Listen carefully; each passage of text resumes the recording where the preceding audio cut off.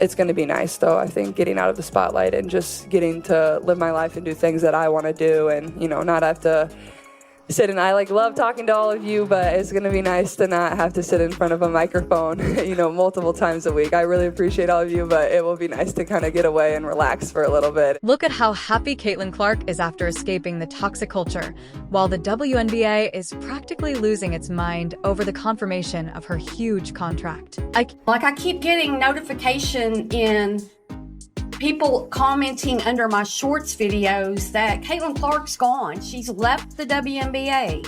What is going on? I don't believe that. Keep getting notifications and seeing comments under my shorts videos saying that Caitlin Clark has left the WNBA. What's going on? I can't believe it. What was once... Christy Side's time as the coach of the Indiana Fever is very likely coming to an end. It looks like they are trying to completely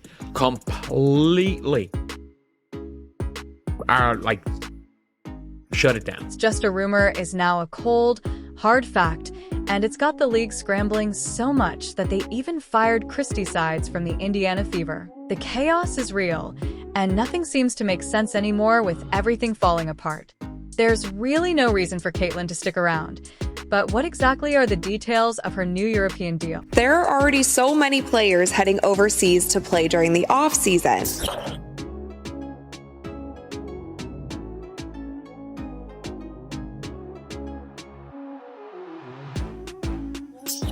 Does she have the build to play in the WNBA?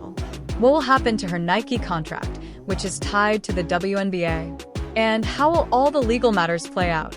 Let's break it all down. From day one, it was clear the WNBA should have focused on building their future around Caitlin Clark. Instead, they fumbled. She's just not built for the physicality of this league.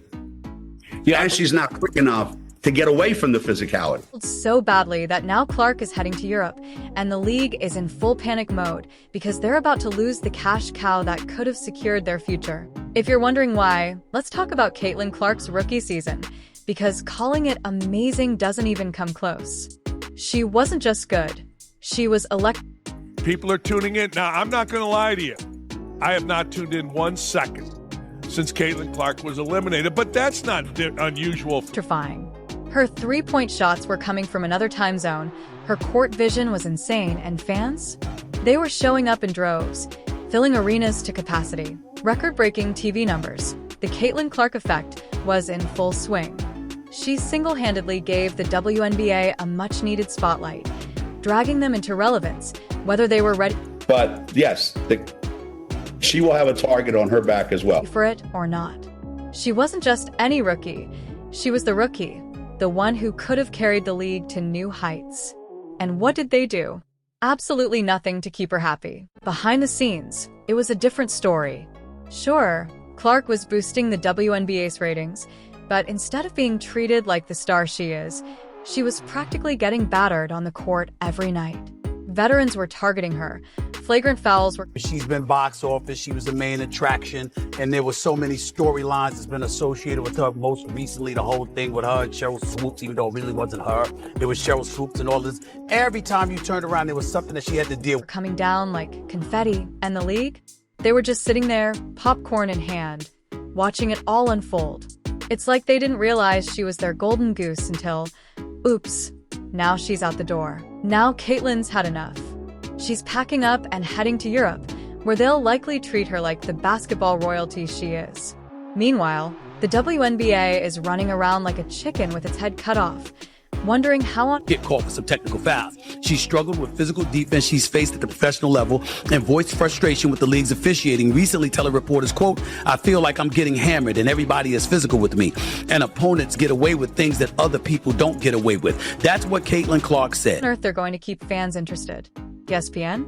Oh, they're throwing their own little fit, trying to act like they have any say in the matter. Spoiler alert. They don't. She got caught for some technical fouls and struggled with the physical defense she's faced at the professional level.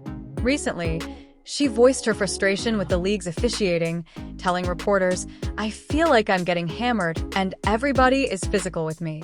Opponents get away with things that others don't." Clark's had enough of the disrespect, the lack of protection, and the WNBA's belief that they could coast on her talent without actually supporting her. She's making power moves, and honestly, good for her. Like, I keep getting notification in people commenting under my shorts videos that Caitlin Clark's gone. She's left the WNBA. What is going on? Like, I don't believe that. Let's not forget what she had to endure during her time in the league. This wasn't your typical rookie roughing up, it was next-level brutality. Every game, it seemed like players were gunning for her, fouling her like it was a contact sport. The referees? Completely useless. There were moments when it looked like Clark was getting tackled, and the refs just stood there, as if to say, play on. No wonder she started calling them out in interviews, saying she felt like she was getting hammered. And she wasn't exaggerating. I keep getting notifications and seeing comments under my shorts videos saying that Caitlin Clark has left the WNBA. What's going on? I can't believe it. Instead of stepping in to protect their brightest star, the WNBA let the jealousy of other players run wild. Veterans weren't mentoring Clark, they were taking shots at her, literally.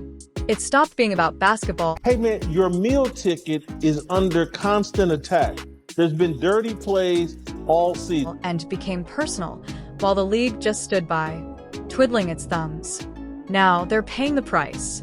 Caitlin Clark is done being their punching bag, and she's taking her talents to Europe, where, let's be honest, they'll probably roll out the red carpet for her. But this isn't just about Clark playing overseas. It's about her demanding the respect she deserves. The WNBA had every opportunity to make her the face of women's basketball and build their entire brand around her. Instead, they let her get beat up on the court. Those guys, they're the racists, when really, y'all are the racists. The people coming up with excuses to hate Caitlin Clark and the new fan base that she brought. Ignored her value, and now she's gone.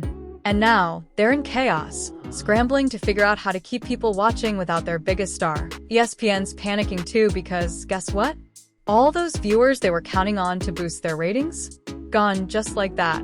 The league is left scratching its head, wondering what went wrong. But the truth is simple. They didn't value Caitlin Clark, and now they're paying the price.